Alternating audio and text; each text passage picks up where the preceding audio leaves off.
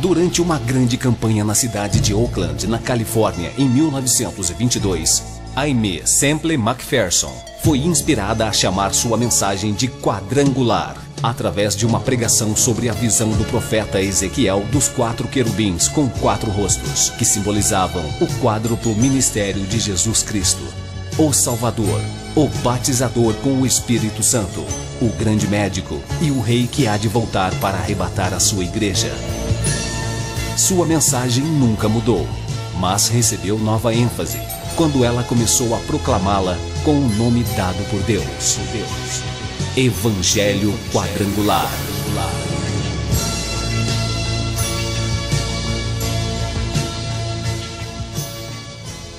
A Igreja do Evangelho Quadrangular Independente passa a apresentar o programa Cristo Esperança Nossa, sempre numa palavra poderosa a seu favor, a favor de seu lar, da sua família.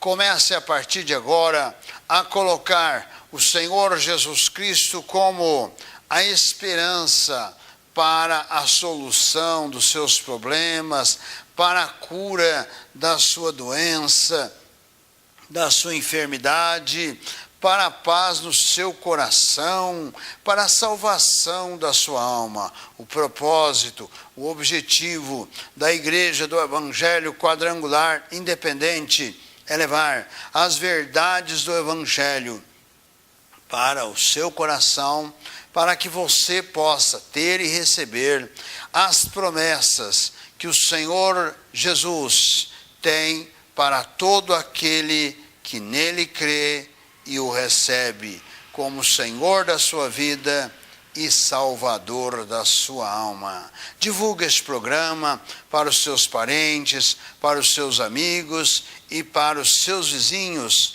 para que juntos possamos estar formando a cadeia da prece poderosa. Dentro de alguns instantes estaremos orando a seu favor, a favor dos seus familiares, a favor do seu lar. Você que tem alguém que necessita de uma bênção de Deus, represente-o no momento da cadeia da prece poderosa, e a bênção do Senhor Jesus estará alcançando a sua vida, alcançando o seu lar, a pessoa que você ama e quer que receba a bênção do Senhor Jesus e toda a sua família.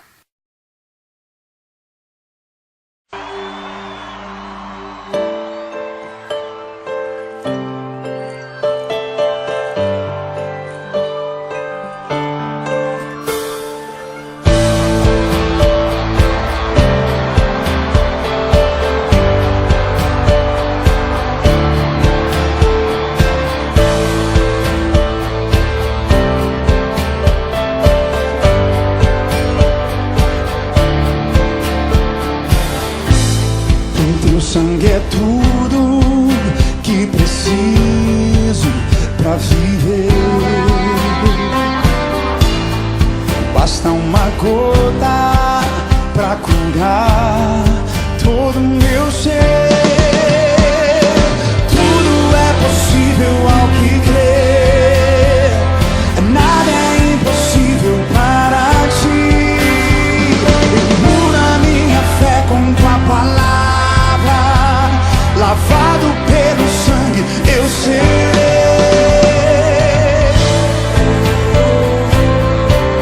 Eu creio, eu verei. Eu creio, eu verei. Eu creio, eu verei. Eu verei, eu verei.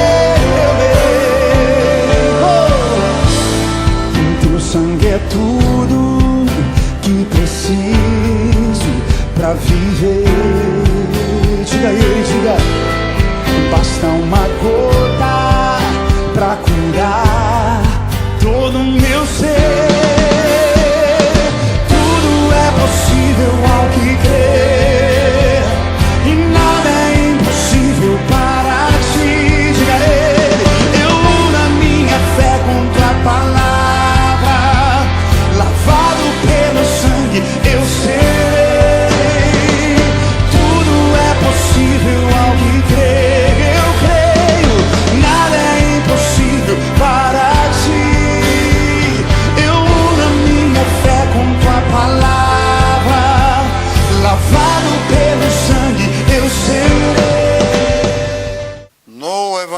Evangelho de Lucas, capítulo 18, versos 24 e 25, o Senhor Jesus disse: e vendo Jesus que ele ficara muito triste, disse: quão dificilmente entrarão no reino de Deus os que têm riquezas, porque é mais fácil entrar um camelo pelo fundo de uma agulha do que entrar um rico no reino de Deus.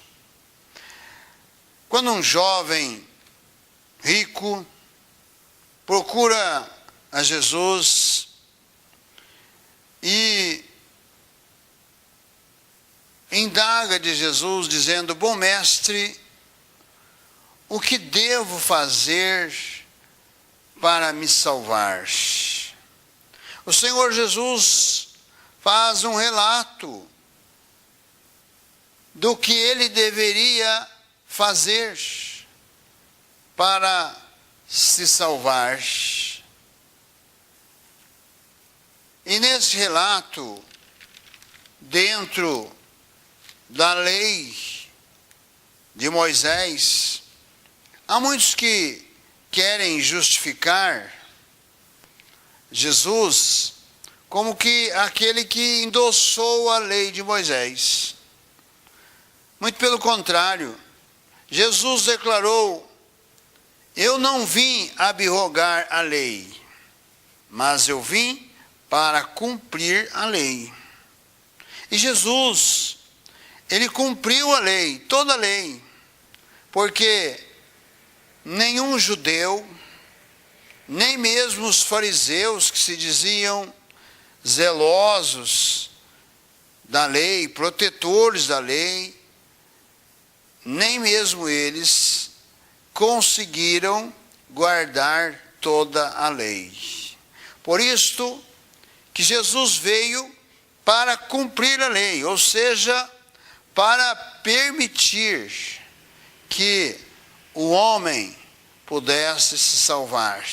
E quando Jesus cumpre a lei, ele vem dar permissão ou direito até mesmo para o judeu que estava debaixo da lei, para que agora, recebendo a graça de Deus que há em Cristo Jesus, pudesse ser salvo.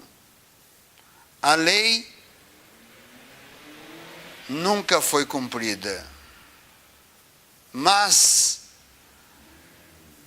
os judeus, os fariseus, eles batiam e exigiam que se guardasse a lei, e Jesus os criticou que nem mesmo eles guardavam a lei no seu todo. A lei não é um ponto somente, é toda a lei. E aquele que tropeça em um só ponto da lei, tropeça em toda a lei, disse Jesus. Até nos dias de hoje, há muitos que querem guardar parte da lei. Então se criou uma doutrina, uma ficção religiosa, eliminando alguns parâmetros que não era possível, e não é possível no dia de hoje praticar, mas tomando parte da lei, se criou uma doutrina antibíblica, uma doutrina anticristã, contrária aos princípios do Evangelho, mas que faz uma fomentação e uma confusão na mente das pessoas, porque as pessoas, normalmente os brasileiros, não têm conhecimento, não estudam a Bíblia. Muitos estão dentro das igrejas, mas não têm condições ou não buscam, não têm interesse de ler e estudar uma Bíblia. Nós temos, por exemplo, a escola bíblica, que é uma escola de ensinamento da Bíblia, da palavra de Deus. Mas é uma pequena porção, uma minoria que se interessam. E ninguém, absolutamente ninguém, poderá ser vencedor em Cristo Jesus sem conhecer a palavra de Deus. É por isso que temos no dia de hoje muitas movimentações religiosas, com multidões até, participando, mas sem nenhum entendimento, sem nenhum compromisso com Cristo, com o Evangelho, com o Reino de Deus, tão somente sendo levado por euforias de lideranças religiosas, muitos até mesmo sendo explorados na sua boa fé, na sua boa intenção, e por falta de conhecimento do Evangelho, estão sendo levados para um outro Evangelho. Este outro Evangelho, que no primeiro capítulo aos Gálatas, o apóstolo Paulo faz uma exortação a todas as igrejas da Galácia, que estavam sendo contaminadas por fariseus e judeus que se converteram ao cristianismo e passaram a declarar que se aqueles crentes da Galácia não guardassem o sábado, se eles não circuncidassem os seus filhos, se eles não praticassem a lei, eles não seriam salvos. Por isto, Paulo considerou que eles estavam atendendo a um outro evangelho, ou seja, aquele evangelho que ele havia pregado estava sendo distorcido, contaminado e criando um outro evangelho. E no versículo 8 do capítulo 1, Paulo faz um apelo dizendo: até mesmo se um anjo do céu descer e pregar um outro evangelho, além deste que tenho pregado, seja este anjo anátema, ou seja, maldito. Por quê? O evangelho de Cristo não pode ser mudado, não pode ser alterado, porque a salvação está na fé no Senhor Jesus. A fé no nome glorioso do Senhor Jesus. Este jovem rico, que nos é relatado aqui no capítulo 18 do Evangelho de Lucas, a partir do versículo 18, ele quis saber de Jesus e chegou até Jesus com reverência, dizendo: bom mestre, que hei de fazer para herdar a vida eterna? Aquele jovem, ele queria uma resposta para o seu anseio de alma. Ele queria ouvir de Jesus que ele poderia fazer algo para se salvar. E após Jesus fazer um relato de várias coisas que ele deveria praticar segundo os mandamentos da lei de Moisés, aquele jovem disse a Jesus: todas estas coisas tenho observado desde a minha mocidade. E quando Jesus ouviu isso, Jesus disse-lhe: ainda te falta uma coisa. Vende tudo quanto tens, reparte-o pelos pobres e terás um tesouro no céu. Depois vem e segue-me. Aquele jovem, ao ouvir isto de Jesus, ele ficou muito triste, porque era muito rico.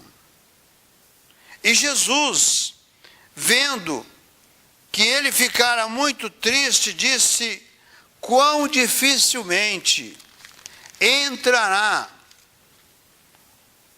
no reino de Deus, ou entrarão no reino de Deus, os que têm riquezas. porque é mais fácil entrar um camelo pelo fundo de uma agulha do que entrar um rico no reino de Deus. A agulha era a porta de entrada das cidades. Os camelos, eles ficavam fora do muro, porque aquela porta de entrada da cidade, chamada agulha, não permitia que o camelo, pela sua altura e pelo seu corcovado, entrasse dentro da cidade. Então, era impossível o camelo atravessar aquela agulha para entrar na cidade. Então Jesus diz: é mais fácil passar um camelo pela agulha, ou fundo de uma agulha, do que entrar um rico no reino de Deus. Jesus estava dentro de um contexto da sua época, e esta é sem dúvida uma das declarações mais surpreendentes feitas por nosso Senhor Jesus. É que é muito difícil um rico entrar no reino de Deus.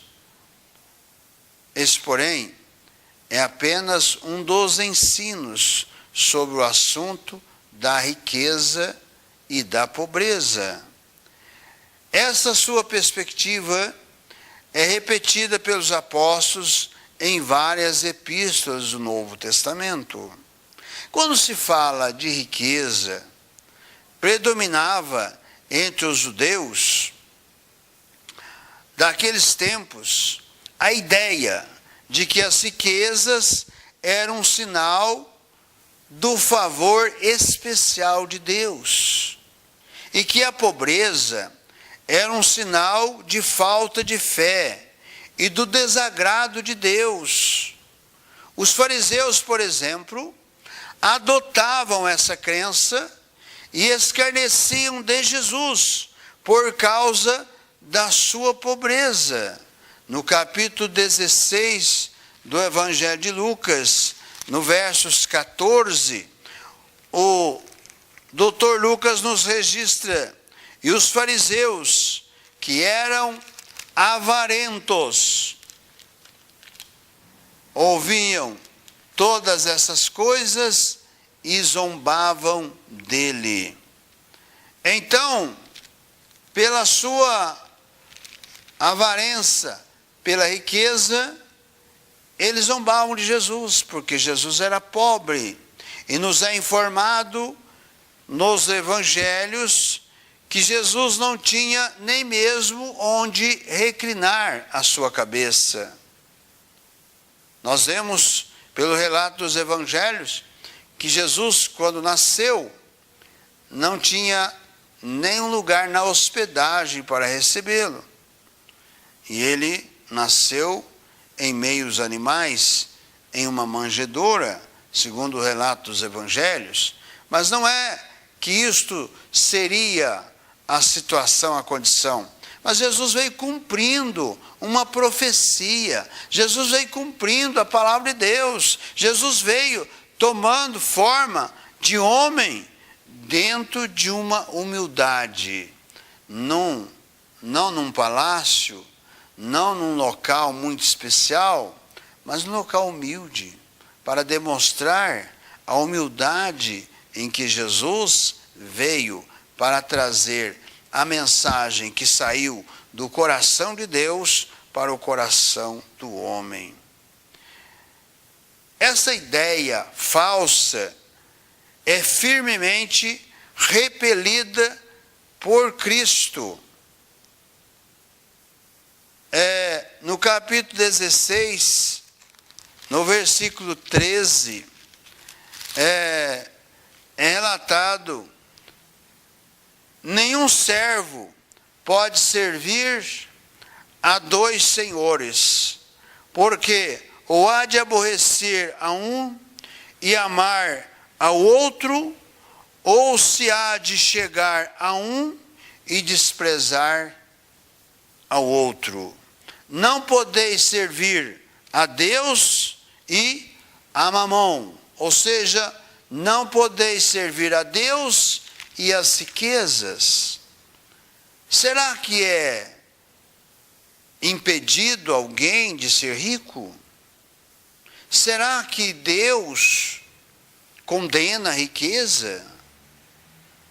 De forma alguma. Mas só que a riqueza, ela é dada por Deus. Nós lemos em todo o Velho Testamento, no Novo Testamento, homens que foram ricos. Deus os abençoou. É o caso de Abraão, é o caso de Jacó, é o caso de Isaac e muitos outros personagens. Deus os abençoou e os enriqueceu. Mas o que acontece então, nestas palavras de Jesus, foi exatamente dentro daquilo que os judeus criam. Era assim que eles tinham. E nos dias de hoje, nós temos movimentos religiosos que também têm esta prática desta cultura judaica, dizendo que aqueles que são pobres, Deus não está ouvindo, ou seja, estão longe de Deus, porque são pobres. Mas aqueles que buscam riquezas, Deus está com eles. É sinal que eles têm fé. Isto é uma mensagem, uma obra diabólica. Jesus contestou, não que o jovem fosse rico, mas ele contestou pelo amor que aquele jovem declarava pela riqueza. Por isto é que não se pode servir a dois senhores. Eu conheço, você talvez, com certeza conhece, pessoas que são ricas e vivem em função da sua riqueza. Elas não abrem o coração para crer em Deus, para crer em Jesus, porque a sua riqueza não permite, porque o seu coração está na riqueza. Há muitos que estão moribundos, prontos para partir deste mundo, e estão preocupados com aquilo que possui, com aquilo que tem neste mundo, estão dando recomendações a respeito do seu dinheiro, sendo que ninguém leva absolutamente nada após a sua morte, nem mesmo a roupa que veste pode escolher, porque são os familiares que escolhem a roupa que deve colocar. A riqueza, ela é maligna, diabólica, destruidora. Quando alguém coloca o seu coração na riqueza. Aquele jovem, ele praticava todas as exigências da lei. Mas quando Jesus lhe declara, porque Jesus conhecia o coração daquele jovem, Jesus sabia o apego que aquele jovem estava com a sua riqueza. Por isso que Jesus lhe diz: ora, vai, vende tudo que você tem, dá aos pobres e depois você vem a me seguir. Aquele jovem ficou triste, ficou aborrecido, porque ele era muito rico.